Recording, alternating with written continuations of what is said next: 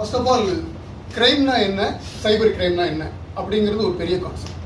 So சட்டத்திற்கு புறம்பான எல்லா விஷயத்தையும் நம்ம வந்து கிரைம் குற்றம்னு சொல்லி சொல்கிறோம்.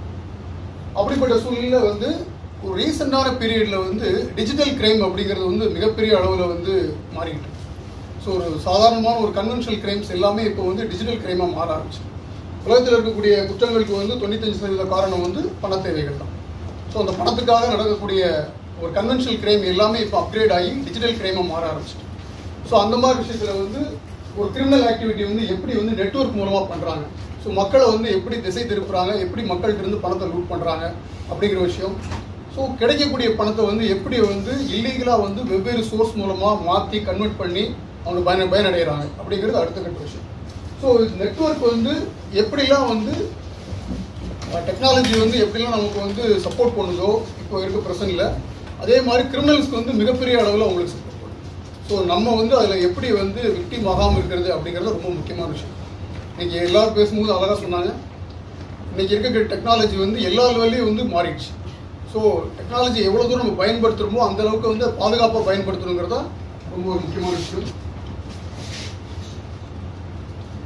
ஸோ ஆதி காலத்தில் மனிதன் என்ன மாதிரி வெப்பன்ஸ் பயன்படுத்தணும் இதெல்லாம் வந்து இப்போ எந்த லெவலுக்கு வந்து மாறிடுது. சாதாரண மொபைல் ஃபோன் வந்து இது எல்லாத்தோட மிக பயங்கரமான ஒரு வெப்பனாக மாறிடுச்சு. ஒரே ஒரு டேட்டா ட்ரான்ஸ்ஃபர், ஒரே ஒரு டேட்டா கனெக்டிவிட்டி இருந்தால் போதுமானது, எல்லா விதமான அஃபென்ஸையும் பண்ண முடியும் அப்படிங்கிறது. இப்போ எல்லாரும் நினைக்கிற மாதிரி லாவோஸ் கம்போடியா சொல்லிக்கிட்டு இருக்கோம். இப்போ இந்த ரூமுக்கு பக்கத்து ரூம்லேருந்து ஒருத்தர் நெட்வொர்க்கில் ஆக்சஸ் பண்ணியிருந்தால் நம்மளால் கண்டுபிடிக்க முடியாது, அவ்வளோ ஈஸியாக கண்டுபிடிக்க முடியாது. அப்படி தான் சொல்லுங்கள்.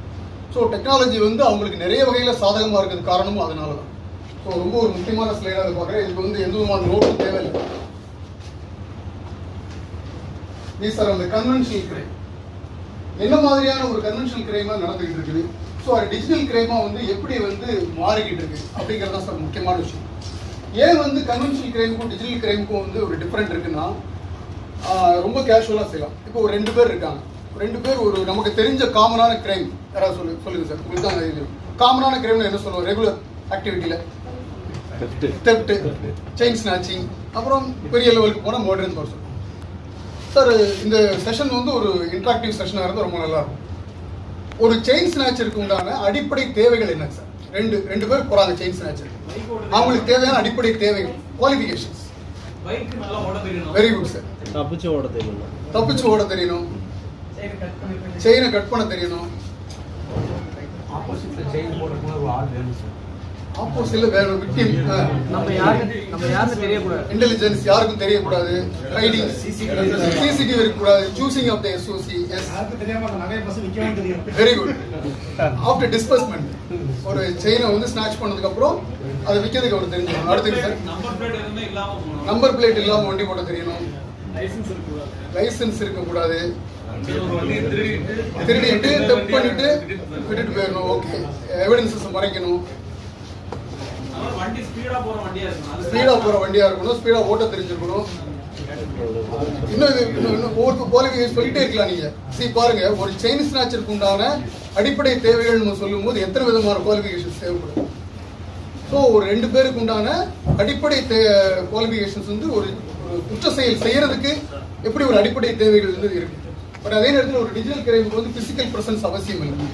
இந்த உலகத்தில் இந்த ரூம்ல உட்காந்து பண்ணலாம், உலகத்தின் எங்க ஒரு மூலையில இருந்தும் இந்த அஃபென்ஸ் அவங்களால பண்ண முடியும். அவங்க நினைச்ச அமௌண்ட் வந்து கொடுக்கறதுக்கு இந்த விக்டிம்ஸ் நிறைய பேர் இருக்காங்க. இதுதான் விஷயம்.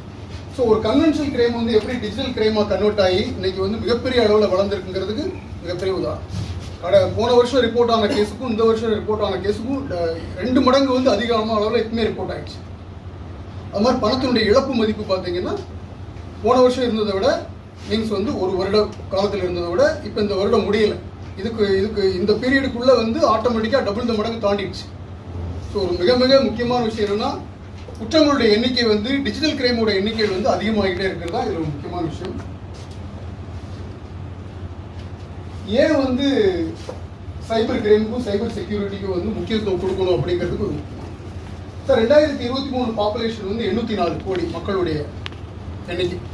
அந்த மெயின் டைம் பார்த்தீங்கன்னா number of devices connected to internet, ஐஓடின்னு சொல்லக்கூடிய, அது வந்து 25,000 கோடி.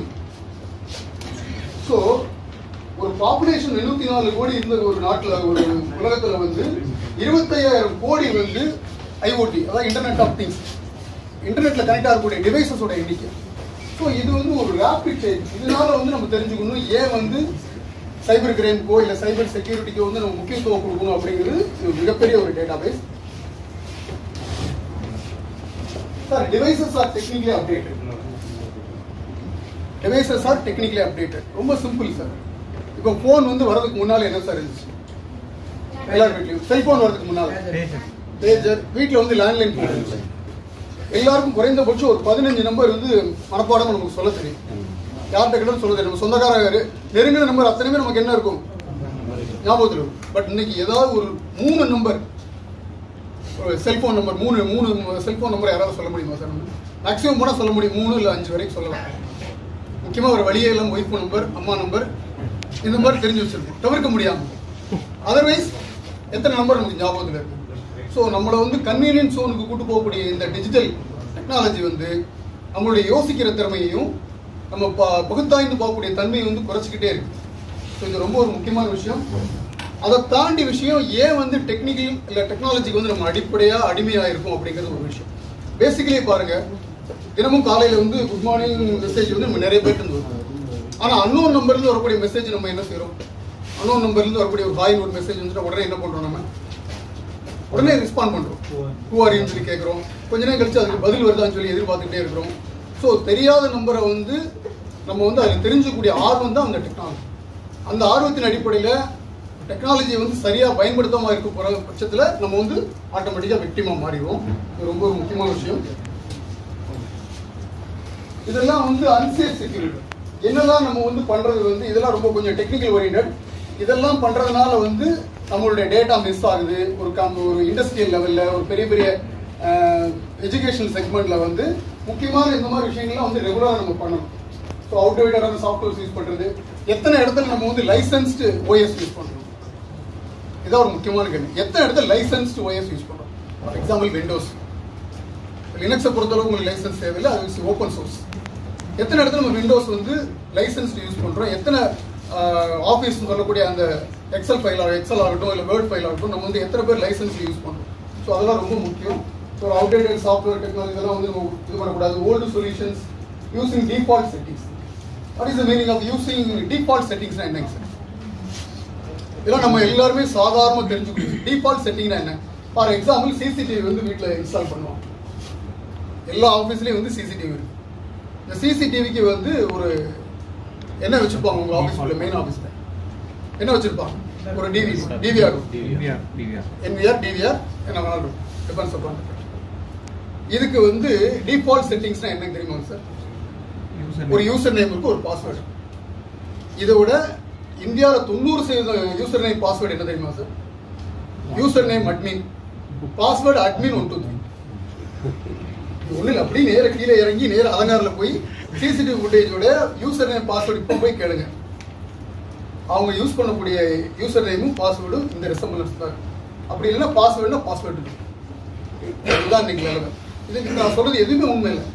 போக போக உங்களுக்கு ஒன்று ஒன்றா நான் சொல்றதுக்கு ஈஸியாக இருக்கும். ஏன் இதை சொல்ல வரேன்னாங்க சார், நம்ம பொதுவாகவே மறந்துடும். ஸோ பாஸ்வேர்டு, மெயின்டைனிங் ஆஃப் பாஸ்வேர்டுங்கிறது மிகப்பெரிய ஒரு செக்மெண்ட். அது மட்டுமே கிட்டத்தட்ட ஒரு 2 மணி நேரம் 3 மணி நேரம் நம்ம பேசலாம்.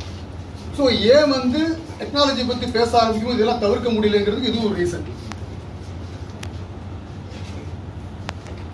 ஆக்சுவலாக வந்து ஓப்பன் சோர்ஸ் இன்டெலிஜென்ஸ் சொல்லக்கூடிய ஒரு டேட்டாவை வந்து எப்படி எடுக்கிறோங்கிறது ஒரு முக்கியமான மேட்ரு. நான் அதனால் வந்து இருக்கக்கூடிய நபர்களுடைய எடுக்கல, இங்கே பிஏபியில் வந்திருக்கவங்களுடைய ஒரு 2 ஃபோன் நம்பர் மட்டும் வாங்கியிருந்தேன். ஸோ அதன் மூலமாக எப்படி வந்து ஒரு டேட்டா பேஸ் நமக்கு கிடைக்கி அப்படிங்கிறது தான் இது முக்கியமான மேட்ரு.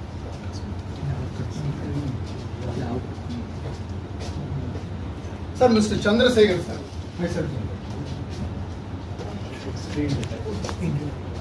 வந்து சோசியல் மீடியாவில் அவைலபிளாக இருக்குது அப்படிங்கிறது சின்ன எக்ஸாம்பிள். அவருடைய பேர் சந்திரசேகர். அவர் எதில் வேலை பார்க்குறாருங்கிற டீட்டெயில் அது இருக்குது. அவருடைய இமெயில் ஐடி இருக்குது இந்த இடத்துல. ஜஸ்ட் அவர் இப்போ தான்